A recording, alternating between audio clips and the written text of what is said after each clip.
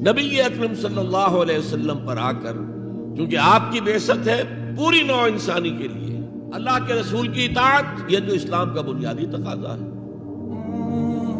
اطیعوا اللہ واطیعوا الرسول فإن تولوا فإن اللہ لا يحب الکافرین۔ اطاعت کرو اللہ کی، اطاعت کرو رسول کی، پھر اگر یہ منہ موڑ لیں تو اللہ کو ایسے کافر بالکل پسند نہیں، تو کفر کا فتویٰ ہو رہا ہے۔ لیکن اللہ کے رسول کی اطاعت کے ساتھ محبت کو جمع کیجئے۔ میں نے ابھی آپ کو حدیث سنائی ہے، حضور نے فرمایا لا یؤمن احدکم حتی اکون احب الیہ من والدہ وولدہ والناس اجمعین۔ تم میں سے کوئی شخص مومن ہو ہی نہیں سکتا جب تک کہ میں اسے محبوب تر نہ ہو جاؤں، اپنے باپ سے، اپنے بیٹے سے اور تمام انسانوں سے۔ تو اللہ کے رسول کی اطاعت جمع اس کی محبت۔ اس محبت کے ضمن میں ایک واقعہ یاد آیا جس سے اندازہ ہوگا کہ کس قدر اپنائیت تھی، کتنا قرب تھا حضور کے اور حضرت عمر فاروق رضی اللہ تعالیٰ عنہ کے مابین۔ ایک مرتبہ حضور دریافت کرتے ہیں حضرت عمر سے، عمر تمہیں مجھ سے کتنی محبت ہے؟ اب آپ سوچئے، ذرا سا بھی مغایرت کا باریک سا پردہ بھی اگر کہیں ہو تو کیا یہ سوال کیا جا سکتا ہے؟ تو انتہائی قریبی شخص سے ہی کیا جائے گا، تمہیں مجھ سے کتنی محبت ہے؟ عرض کیا آپ مجھے دنیا کے ہر انسان سے بڑھ کر عزیز ہیں۔ فرمایا اور اپنی جان سے؟ اب ذرا سا توقف کیا حضرت عمر نے، الان ہاں اب میں یہ بھی کہتا ہوں کہ آپ مجھے میری جان سے زیادہ عزیز ہیں۔ تو حضور نے فرمایا اب آئے ہو مقام مطلوب پر۔ تو رسول کی اطاعت جمع محبت، اس کا نام ہے اتباع، پیروی کرنا۔ فرق کیا ہے؟ اطاعت کی جاتی ہے حکم کی، اور پیروی کی جاتی کسی کے نقش قدم کی، چاہے اس نے حکم دیا ہو چاہے نہ دیا ہو، جو وہ کرتا ہو کرنا، یہ ہے اتباع۔ یہ اطاعت سے بہت بلند شے ہو گئی۔ مثال کے طور پر یہ چھوٹی چھوٹی مثالیں، اصل اتباع کیا ہے وہ میں بعد میں عرض کروں گا۔ کوئی ایک صحابی بدو باہر سے آئے، ایک ہی دفعہ حضور کو دیکھا، حضور اس وقت اس حالت میں تھے کہ آپ کے بٹن جو ہے کھلے ہوئے تھے گریبان کے۔ انہوں نے پھر ساری عمر اپنے گریبان کے بٹن نہیں لگائے۔ میں نے اللہ کے رسول کو اس حال میں دیکھا ہے، میں تو ان کی پیروی کروں گا، حضور نے کوئی حکم تو نہیں دیا تھا۔ تو یہ جو محبت، شدید محبت کے تحت جو بات آئے گی اس کا نام اتباع ہے۔ اور اس اتباع کا مقام کیا ہے تو آیت میں سنا چکا ہوں آپ کو، قل ان کنتم تحبون اللہ فاتبعونی یحببکم اللہ۔ اے نبی ان سے کہہ دیجئے اگر تم اللہ سے محبت کرتے ہو تو میرا اتباع کرو، میرے نقش قدم پر چلو، میری پیروی کرو۔ اللہ تم سے محبت کرے گا، تم اللہ کے محب نہیں محبوب بن جاؤ گے۔ اور اگر کہیں کوئی لغزش ہو گئی، کوئی خطا ہو گئی، کہیں جذبات کے رو میں بہہ کر کوئی گناہ کر بیٹھے تو اللہ معاف فرما دے گا۔ اللہ بڑا غفور ہے، اللہ بڑا رحیم ہے۔ مطلب یہ کہ راستہ تم نے یہ طے کر لیا ہو کہ چلنا مجھے محمد کے پیچھے ہے صلی اللہ علیہ وسلم۔ اب چلتے چلتے کبھی پاؤں پھسل گیا، کہیں گر گئے، کوئی بات نہیں، اٹھو فوراً، توبہ کرو اور آگے بڑھو۔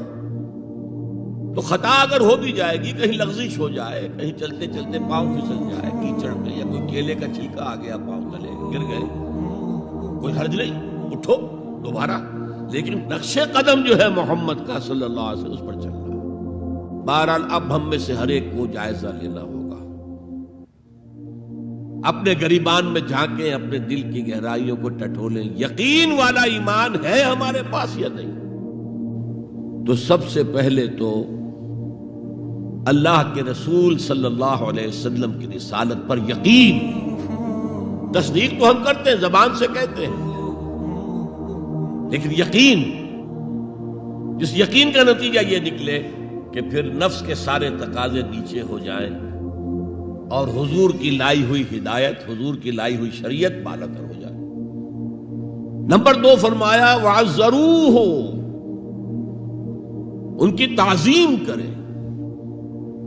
آپ کی جناب میں کوئی گستاخی ہو جائے، ایمان کے لالے پڑ جائیں گے اور آخرت برباد ہو جائے گی۔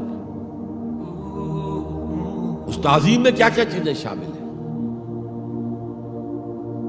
دیکھیے سورہ حجرات میں ابتدائی حصے میں تفصیل سے کہا گیا یا ایھا الذین آمنوا لا ترفعوا اصواتکم فوق صوت النبی ولا تجہروا لہ بالقول کجہر بعضکم لبعض ان تحبط اعمالکم وانتم لا تشعرون۔ اے ایمان کے دعوے دارو، کبھی اپنی آواز کو رسول کی آواز سے بلند تر نہ کر دینا، مبادا تمہارے سارے اعمال حبط ہو جائیں اور تمہیں پتہ بھی نہ چلے۔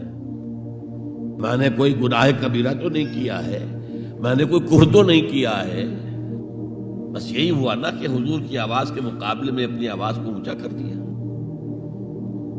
لا ترفعوا اصواتکم فوق صوت النبی ولا تجہروا لہ بالقول کجہر بعضکم لبعض، بلند آواز سے جیسے آپس میں باتیں کر لیتے ہو ایسے کبھی بات نہ کر بیٹھنا، ان تحبط اعمالکم، کہ تمہارے سارے اعمال حبط ہو جائیں، اکارت چلے جائیں، ختم ہو جائیں، وانتم لا تعلمون، تمہیں احساس بھی نہ ہو کہ ساری پونجی لٹ گئی۔ اس آیت کا ہم پر اطلاق کیسے ہوگا؟ کبھی سوچا آپ نے؟ صحابہ کرام تو یقیناً اس کے مخاطب اول تھے، ہم پر کیسے اطلاق؟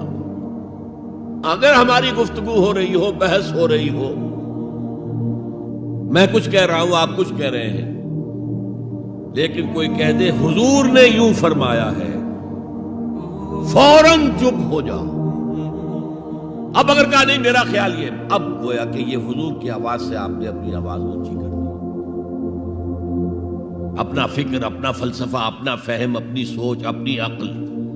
ہاں بعد میں تحقیق کر لو، یہ جو کہا تھا کہ حضور نے فرمایا، فرمایا بھی ہے کہ نہیں ہے، حدیث صحیح ہے کہ نہیں ہے، مستند ہے کہ نہیں ہے، لیکن اس وقت آواز بند کر لینا لازم ہوگا کہ اس کے بعد اقول نہیں کہہ سکتا میں یہ کہہ رہا ہوں، اس کا تو مطلب یہ کہ آپ مد مقابل بن کر رسول کے آگے لا ترفعوا اصواتکم فوق صوت النبی ولا تجہروا لہ بالقول کجہر بعضکم لبعض ان تحبط اعمالکم وانتم لا تشعرون۔ صحابہ کے بارے میں آپ نے سنا ہوگا کہ حضور کی محفل میں ایسے بیٹھے ہوتے تھے ساکت و صامت، جیسے کہ ان کے سروں پر پرندے بیٹھے ہوئے ہیں اور انہیں اندیشہ ہے کہ ذرا سا بھی ہلیں گے تو پرندہ اڑ جائے گا، اس قدر ادب۔ حضور صحابہ سے سوال کرتے تھے اور یہ آپ کا طریقہ تھا تعلیم کا کہ پہلے ایک سوال سامنے لایا جائے تاکہ ان کا ذہن کھلے، سوچیں خود بھی، یہ تعلیم کا بہترین طریقہ ہے۔ اس کے بعد ہوتا کیا تھا؟ جواب نہیں دیتے تھے، اللہ و رسولہ عالم، اللہ اور اس کا رسول بہتر جانتے۔